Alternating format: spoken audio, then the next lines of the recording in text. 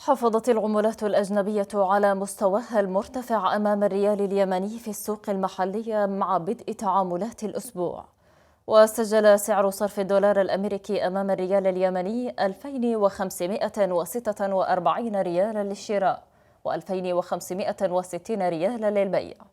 وسجل سعر صرف الريال السعودي أمام العملة الوطنية 667 ريالا للشراء، في حين تجاوز سعر البيع 671 ريالا.